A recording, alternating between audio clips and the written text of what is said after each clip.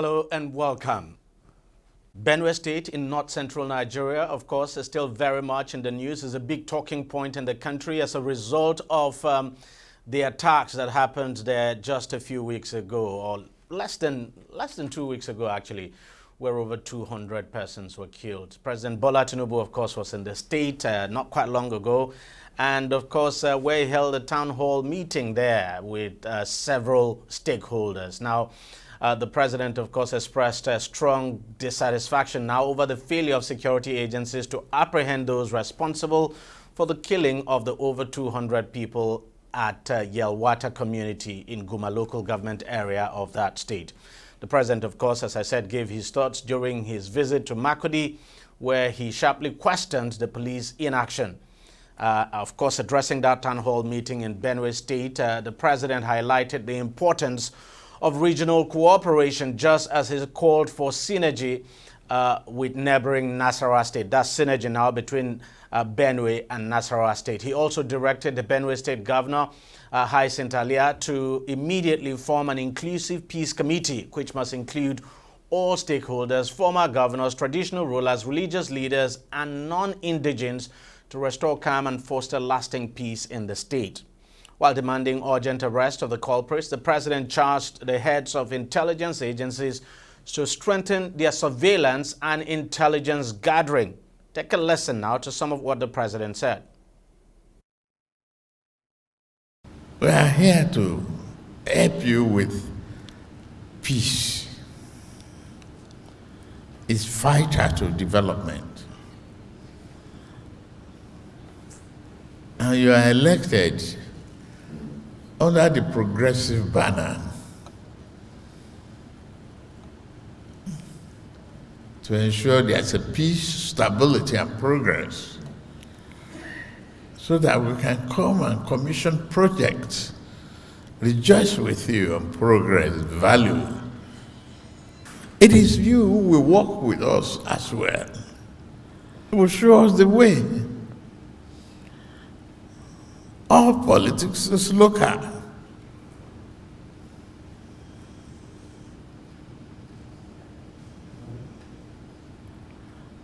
And you are here to point, to work with everybody, work with the peace. Not everybody will like you in politics. They hate me like hell too. So the people of Benue, I just want to appeal to you. It's a very critical time. The governor needs your help. Help encourage him, embrace the peace. Let's set up that committee and let's get a committee of non-indigenous. Incorporate, and governor of Nasarawa is here too, and governor of Benue is here. Let's create that synergy for peace, development, and prosperity. We are here to govern, not to bury. We are here to raise families, not to lose them. If you cannot sit down, jojo together, exchange ideas, exchange, challenges, and convert problems to prosperity. Now, just before the attacks on Yelwata community, Nigeria's Chief of Defense Staff General Christopher Musa had called for urgent and decisive measures to secure the country's borders and address escalating insecurity, especially in Benue State and other parts of the north-central region. The Chief of Defense Staff actually doubled down on that recommendation when he also had a media briefing in Abuja a few days ago now, saying that the fencing of the borders, though an expensive project, is a necessity to enable the country check some of the security challenges it is confronting at the moment. He also offered some other insights on what the country needs to do to effectively tackle its insecurity challenges. Hear him. We're fighting enemies that don't mean this country well. And the most unfortunate thing on their own part is that they have nothing to lose. They are working on drugs. They are all drugged up most times. So even when you are shooting them and killing, they are coming. And so most people feel that they are not scared. No, a lot of them are on drugs. When we arrest them, keep them 3 days. When the drug wears out, the man will be telling you, what is he doing here? Most of them. And then some of them have been brainwashed. So it is by this disarmament program that some of them came to realize that they were being lied to. Their commanders are busy living larger than life, and yet they are the ones suffering. And so those are the issues, and that's why it's unfortunate. Like I've always advised, no country should allow asymmetric warfare or terrorism to start. It is a very, very difficult operation. Do we have a national ID card? Do we know how many Nigerians we have? Do you know who is a Nigerian? Your border is open. If any arrest is there, can you do a thumbprint and identify who the person is? But if we go abroad, why do you think it's easier for them to arrest somebody when a crime is committed? Because every individual has a number. Your thumbprint, your picture, your address, everything is there. So it's easier for us to trace who you are. But now we have multiplication of I. You have the NIN, you have the BNI, you have the what and what, all not linked together. So my advice, let's do a comprehensive census. With technology, we can do census that can capture every Nigerian in the world that is alive. If you go to outside advanced countries, they can tell you this community X, there are 5,000 people. And that 5,000 is what, because they know. If somebody dies, they know. If somebody is, if there's breath, is known. Everything is captured. It's planning, and it checkmates insecurity. It's just like issue of toll gates. You know, there are some of the things we're looking for comfort. We jettison these things, and these things are all the things coming to play on us. Toll gates are also control measures. If something is stolen, somebody is identified, passing through a toll gate, you will be identified. So you see, those are these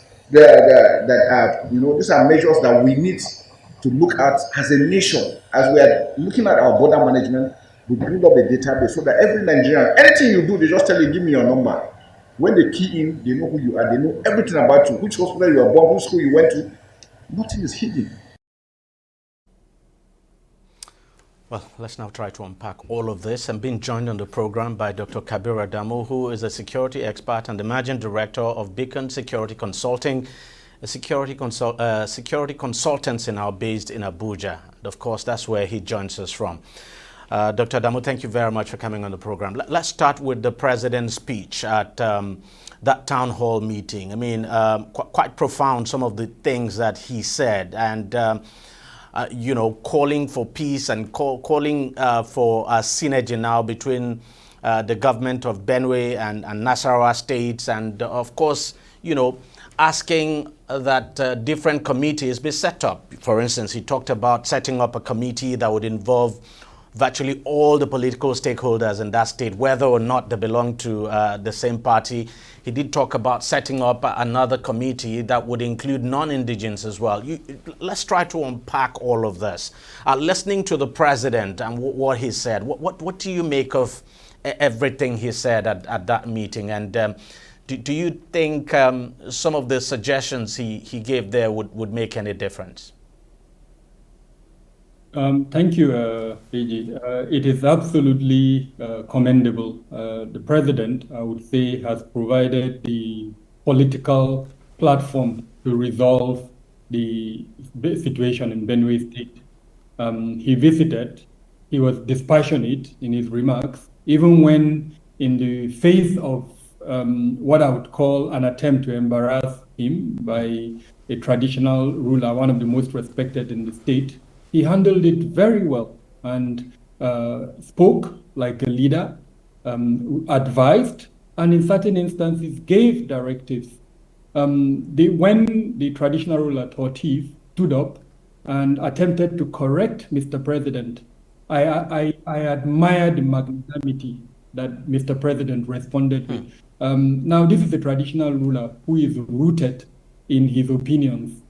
He referred to the earlier statement issued by Mr. President, where he called for tolerance and discussions among the various actors in the state, and referred to the word genocide. Now, any student of conflict knows what genocide means. And if you are not biased and you are dispassionate, you would be a bit hesitant to, in fact, not a bit, you'll be hesitant to conclude that what is going on in Benue State is genocide. It does not meet criteria that the international law and several other think tanks have provided for what a genocide is. Now, that's not in any way minimizing the situation. Yeah. He of course, he spoke to Mr. President, and let's not forget that Mr. President has a retinue of intelligence collection capabilities. The various state the intelligence components provide intelligence to him. The security organizations provide reports to him. He also has individuals who would send him reports. And so he would distill all of these reports before he makes a statement. So when the traditional ruler countered Mr. President, it was a bit surprising to us, but Mr. President's response was quite remarkable. Second point is when he called for the setting up of this committee, and in a very remarkable way, with all the paraphernalia of state, instead of being confrontational, advised that that committee should be inclusive. Now, it is instructive, DEJI, that we mentioned this. The town hall meeting was not inclusive. It did not represent the various stakeholders in Benue State. Significantly, community leaders, such as the Fulani, such as the Hausa, such as the Igbo, such as the Yorubas, that are entrenched within Benue State, were not represented. And if there is a conflict, and the general idea out there is that the conflict involves two sides, if you want to find a solution to that conflict, you must sit down with the other side. Whether you agree with them or not, you must discuss with them. And so the fact that Mr. President recognized that in a very diplomatic and subtle way, insisted that there must be a committee that is inclusive, I think this is really commendable. But having said that, like I mentioned at the beginning, what the president has done is to provide the political platform to resolve the situation in Benue. What must follow is the instruments for measuring the directives that Mr. President has issued. And here, I call on the administrative machinery around Mr. President, in particular, the Chief of Staff to the President, and then thirdly, one of the parties to the conflict in Benue State, who is the SGF, the Secretary of the Government of the Federation. I call on them to pick up all the directives that Mr. President issued at that meeting and turn them into administrative instruments and build key performance indicators for measuring the implementation. And then more importantly, to brief both Mr. President and then Nigerians on progress toward that, on the implementation of those directives. Anything short of that, Uncle DEJI, it would be useless. We are not likely to see progress, because let's remember, this is not the first time Mr. President is issuing directives. He's issued several directives. He even queried two key security institutions during that statement. Yes. The Inspector General of Police and the Chief of Defense Staff. Now, again, apart from the administrative machinery around Mr. President, and I've mentioned two of them, the SGF and the Chief of Staff to the President, the coordinating elements within the national security architecture, that is the National Security Advisor, the Ministers of Defense, Minister of Interior, Minister of Police Affairs, they also need to pick those directives and turn them into administrative directives to the agencies under them. As an example, most people are not aware of this. Benue State has a small border in one of its local government that is about 45 kilometers long. Now, if that border is porous, the responsibility for increasing protection in that border area lies squarely with the Minister of Interior, and more importantly, to an agency under him, which is the Immigration Service. So that the coordinating element should pick up that component and sit with what is needed to enhance security. So the president has provided the platform, but if we're going to see results, this component that I've mentioned, they must pick it up. And then I just did a post on my LinkedIn page just a few minutes ago. Anyone who is interested can to see details, because of course I'm conscious of the time we have for this conversation, but I've provided details there on how to turn those directives into administrative instruments. Let me ask you, because I'm very sure you've been following the crisis in Benue State for a long time now. What do you think is the problem in that state? Why do we have this recurring incidents of violence? So there are about four factors, and I kind of group them into the broader generalization. Number one is environmental. The climate change and its consequence is driving various actors, including the herders, for instance, from other parts of the country, and in fact from the Sahel into Benue State. And because, which is the second kind of reason, the government has not managed land governance very well. It came out with a law that is absolutely obnoxious. And I say this with all sense of responsibility. Anyone who doubts me, pick that law, the anti-grazing law, and understand that it is not implementable.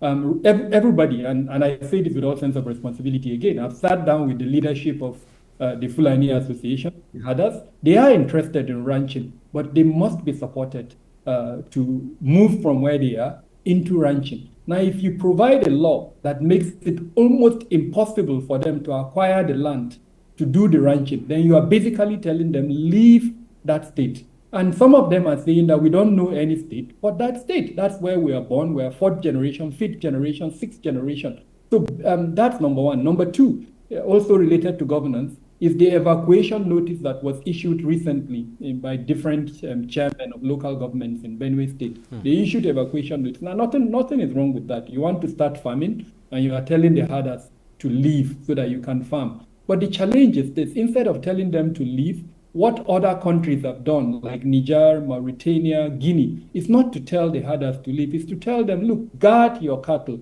but keep them in one place. You will be responsible if they leave that place and enter somebody's farm. Do you think those statements could have precipitated this crisis at this latest round of crisis? Yes, I'm getting there. So what happened is, after those quit notice, youths started attacking cattle and then the herders, and a significant number of them were killed. And I think just a few days ago, the Miete Allah Cattle Breeders Association released statements to show the number of persons that have been killed, the number of cows that have been killed, and the number of cows that have been rustled as a result of some of this development. So that's number two, this inability to manage land governance and provide an inclusive policy that allows every law-abiding, I emphasize that word, law-abiding resident of Benue State to benefit from that policy. The current policy is obnoxious. It does not allow, perhaps only a trillionaire from Texas will be able to do ranching in Benue State under the current law. There are analyses of that law that exist. I think one NGO, I can't recall their name immediately, did an extensive analysis of that law. I think it's Mercy Corps or maybe Conflict. I've forgotten their name anyway. They did an extensive analysis of that law, and anyone who is interested can go online. You would see it there. So that's number two. Number three is the political dimension. I mentioned earlier on that there is a disagreement between the governor and one of his benefactors with the Secretary to Government of the Federation. Now, that disagreement has created camps. Anyone you speak with in Benue has kind of aligned himself to one of these camps. And I've seen power dynamics playing out in Benue State. The political class, remember that the current governor is not a politician. He is a clergyman who kind of ventured into politics. So the politicians are actually using security or insecurity to kind of show him that he's not in control. What do I mean by that? They are triggering the threat elements that exist in the state. And that leads me to the fourth point, the existence of several militia and criminal groups. There are harder militias, there are ethnic militias such as Jukum, such as Thief, and several others. Then you have cult gangs, you have criminal gangs. Now the politicians are actually triggering this violence to kind of show the governor that he's not in control. And what is their overall objective? Is to get Mr. President to actually declare a state of emergency in that state. So it is ridiculous, and it's quite unfortunate that people's lives are being used in a game of chess, as it were, between the political actors in that state. Then the final point, as the reasons for the conflict in the state, is the inability of the security platforms to create an effective public security system. What do I mean by that? You have the federal security organizations, the military, the police, the SSS, name them, about 29 of them, they are present in Benue State. Then you have the state level security creations. Apart from the livestock guards that were created, that has now morphed into another state existence. There are about 4 of them. Then you also have community level vigilantes. How is it possible? It's inconceivable, DEJI, that with all of this proliferation of security agencies, that threat actors will come in, kill 100 people and leave, and not one of them is arrested. And so you can understand how this issue is actually local. It has support of the political class. And even I think the chief of defense staff recently mentioned that. He said the killers were harbored in the community. They were fed by the community before they unleashed their violence. So we must kind of disaggregate these issues. I've mentioned 4 different factors. We must be able to understand them. And if we're going to find the solution, it is embedded in these 4 issues that I've mentioned. And let me take it off from your last point. The issue of vigilantes. We of course, you saw the CDS, that's the Chief of Defense Staff, now putting forward some suggestions, like especially for Benue now, saying, look, there's need to have some kind of arrangement, local arrangement, maybe vigilantes that will be directly under the military. So they will provide the first line of defense and, provide information and all of that. And I'm surprised because you have just said now that, look, there are quite a number of groups right there, and despite their presence, this happened. And then we had the governor too saying that, look, sort of disagreeing with the Chief of Defense Staff and saying, look, the solution is to have a state police. So how do you reconcile all of this? The simple reconciliation is to enhance accountability. There is no accountability within the system on DEJI. There is a proliferation of security structures. I just explained them at the federal level, at the state level, at the community level. But none of them is being held accountable. How is it possible that individuals will come into a community, kill up to 100 people, and leave without one of them being arrested? And then a number of days after the killing, no information as to who they are and all of that. So we need to hold the various layers accountable, from the federal to the state to the local government. And I must encourage the governor. Again, on my LinkedIn post, not the last one, I did a previous one, I have provided what is ideal for a public security structure. A public security, and this is what the governor must do. He should take a visit to Lagos or invite people like us to talk to him about how have an effective public security system in place. You had the Chief of Defense Staff, speaking on this issue of border fencing, not once, not twice. He's just been insistent on it. And just recently he talked about, having a census of Nigerians. And of course, he has a genuine point there that, as we speak today, we do not have Nigerians do not have any means of identifying themselves. So you don't have a central database by which you could identify Nigerians, or, if there was a crime, for instance, you could go to that central database and then get the information you need on people. So he spoke on those. What would be your take on especially the issue of border fencing, and then this issue of having a central data now for that has the information of every Nigerian? So, DEJI, what worries me is the people who expect to act are the people who are lamenting. And that shouldn't be the case. The CDS but is he not being realistic here? I can understand. But positions. Now, everything he's mentioned is correct. And believe me, I've mentioned them like a couple of years ago, actually. That's true. But what is the solution? And I would have, if I were in his shoes, I would focus on the solution. He can pick up his phone and speak to those who hold the ace to solving that problem. As an example, NIMSI is tasked with the responsibility of documenting our national identity. And I spoke a couple of months ago, and said, instead of this varied way we're going about capturing data, why don't we focus on the vulnerable groups? I'll give you an example without attempting to malign anyone. If you do a mapping of crime mapping in Nigeria today, you will be able to identify the vulnerable groups. You'll be able to identify who are at risk of being recruited for involvement in criminality. So why don't we start with those groups? Harden as an example, the general notion in Nigeria today is that herders are behind a lot of crimes. Well, it will shock you that NIMSI has done very little in capturing the data of the herder community in Nigeria. Niger, which depends on us sometimes for funding, has done better in terms of transhumans, recording the movement of transhumans than us in Nigeria. So again, I think instead of lamenting, with due respect, you should be able to call these individuals or during the coordinating meetings that exist either at the Defense Council or the National Security Council, or perhaps even make a phone call or write to the National Security Advisor to say these are areas that I've observed and this is what I would expect or I hope should be done, so that the National Security Advisor can now speak to these other elements like NIMSI, or NIMSI is now under the Minister of Interior. So maybe the National Security Advisor speaks to the Minister of Interior, who now directs NIMSI to do a mapping of the criminal vulnerable groups and then start with them. Second point regarding border fencing of the border. It's going to be technically difficult and perhaps almost impossible. In terms of funding, I did calculate but then is it not just good to just start from a point? At least just start from somewhere. I extrapolated. So my recommendation is this: we can't fence the entire border.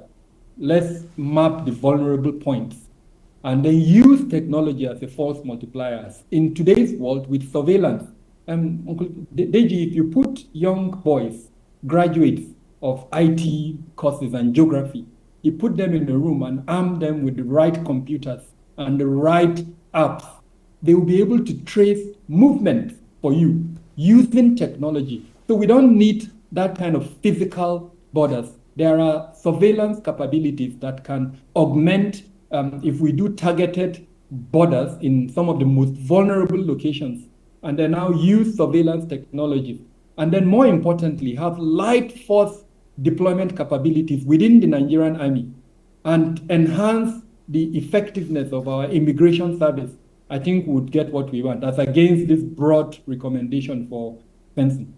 But he gave some clear examples where this has been done. He gave the example of Pakistan, for instance, that had to fence its borders with Afghanistan. He gave even gave examples of India. And if this has worked somewhere elsewhere, why wouldn't it work here? It's not as if he's saying, look, fence the entire border. He suggested that maybe the best place to start is our border with Niger, for instance. Do you know how many kilometers that border is? We're talking of over 1,400 kilometers. That's true. Anyway. And I would bet you, if we conclude that fence, it would probably take a few days or hours before those bad guys just put a bomb and bomb it. So again, it can never be a single solution. It must be a hybrid, a combination of several solutions. I'm not against fencing our borders, but my point is we should not think it is the solution to our challenges. We must hold our security agencies accountable. We must combine methods. For instance, border communities. We have a border community commission, I think. When last, Uncle Deji, did you go to any border community? The last one I went to was in Cross River, and I almost wept at a place called Boki. And as you leave the Nigerian side of the border and you enter, I think, the Cameroonian side, you would see government presence. You would see a school. You would see flags. You would see symbols of government. But believe me, as you come into the Nigerian community, you wouldn't see a single thing. No schools, nothing. So again, fencing our borders is not the only solution. We must combine it with several things. I've just mentioned one of them. I've also talked about surveillance technology earlier on. I've talked about enhancing the capacity of our administration. All of this must come together with it. Otherwise, if we just build the fence, they're going to destroy it, or they're even going to burrow holes underneath and come out where they are. So what have we done? Wasted money, actually. Yeah, I understand your point. Dr. Kabir Adamu, thank you very much for coming on the program, and thank you for sharing your insights with us on this very important issue. Thanks a lot. A pleasure. Thank you for having me. Thank you. Appreciate it. We'll take a short break and we'll be right back. Stay with us. Don't go away. Opinions are free. Facts are sacred. The truth is universal. How, in practical terms, can we, for instance, de-escalate the tension? President must see himself as the President of the Federal Republic. We know where the enemy is. 3 places. The Lake Chad Basin, the border area between Nigeria and Cameroon, and then the Sambisa Forest. On DEJI 360, we give you a complete dose of everything. Opinion, facts, and undiluted truth. I hardly believe what politicians are saying in this part of the world. A new Nigeria is possible, a future is possible. We delve into the issues, dissect it so that you can understand it, use it to take action. I don't think there's any need for any governor to look for grant for ranching. DEJI 360, dissecting the issues.